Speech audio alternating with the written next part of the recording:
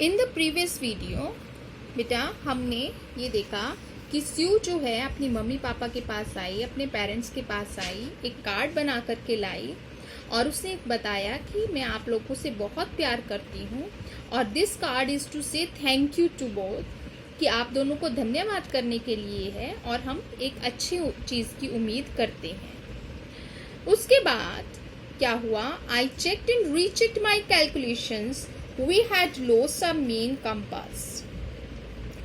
I checked and rechecked मतलब मैंने check की, निरीक्षण किया और दोबारा निरीक्षण किया अपनी कैलकुलेशंस यानी गणनाओं का, अपनी जो मैंने कैलकुलेशन किए थे, जो हिसाब किताब किया था मैंने उसे चेक किया।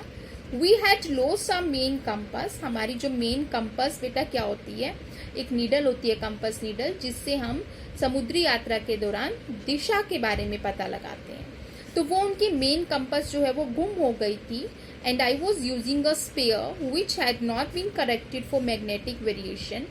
मेरे पास एक स्पेयर थी, एक एक्स्ट्रा थी, पर उसकी मैग्नेटिक वेरिएशन, जो मैग्नेटिक चुंबकीय बदलाव जो आते हैं उनकी वजह से जो करेक्शन करनी थी वो हमने उसमें सुधार नहीं किए थे।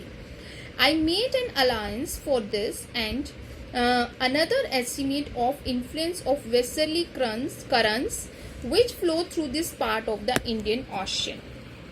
I made an allowance मतलब कि मैंने इस बात की छूट ली, मैंने इस बात को मतलब एक तरफ रखा, ध्यान में रखा और एस्टिमेट और इस बात का अंदाज़ा लगाया कि इन्फ्लुएंस ऑफ वेस्टर्ली करंट्स, पश्चिमी दिशाओं से आने वाली हवाओं का क्या बहाव रहता है, विच flow this through this part of Indian ocean, जो हिंद महासागर के इस हिस्से में चलती हैं, उनका और मैग्नेटिक वेरिएशन को माइंड में रखते हुए मैंने फिर से कैलकुलेशन की।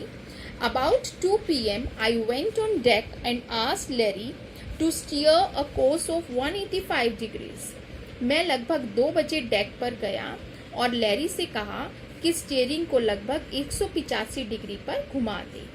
इफ वी वर लकी, अगर हम किस्मत वाले थे, I told him with a conviction I did not feel. मैं ऐसे दृढ़ विश्वास से कह रहा था जो मैं खुद महसूस नहीं कर रहा था, बट ही कुड एक्सपेक्ट, वो ऐसा अंदाजा expect to see the island at about 5 PM। लगभग 5 बजे के करीब वो उसे एक आइलैंड यानी द्वीप दिखाई दे सकता है।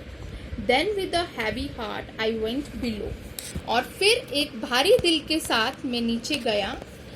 क्लाइंट ऑन माई बंक, मेरी बंक पर चढ़ा एंड अमेजिंगली डोज्ड ऑफ, और बड़ी हैरानी की बात है मुझे नींद भी आ गई। डोज ऑफ मतलब नींद आना। When I woke it was 6 PM, जब मैं उठा तो 6 बज गए थे एंड ग्रोइंग डार्क, और अंधेरा हो रहा था।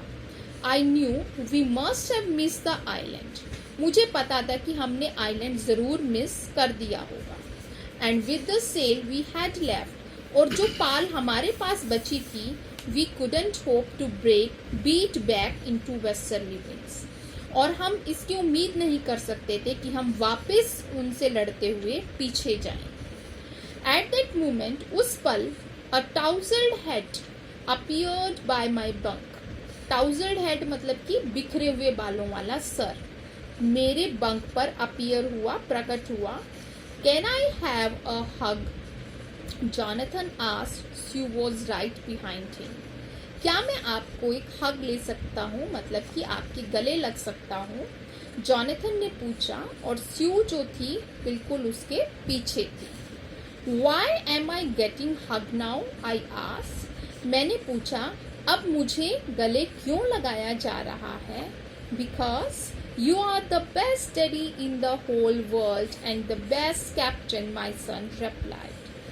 मेरे बेटे ने जवाब दिया, क्योंकि आप दुनिया के, पूरी दुनिया के सबसे बढ़िया, सबसे अच्छे पापा हैं और सबसे अच्छे captain. Not today John, I am afraid. नहीं, आज नहीं जॉन, मुझे इस बात का दुख है। वाई, यू मस्ट बी, क्यों, आपको होना चाहिए। Said Sue in a matter of fact voice, Sue ने एक गंभीर आवाज में कहा।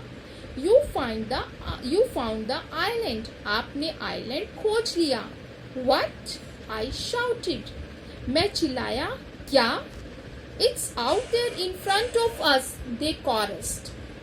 वे इकट्ठे एक ही आवाज में बोले, ये हम सबके सामने है। As big as a battleship, ऐसे इतना बड़ा जैसे कि कोई युद्ध पोत हो।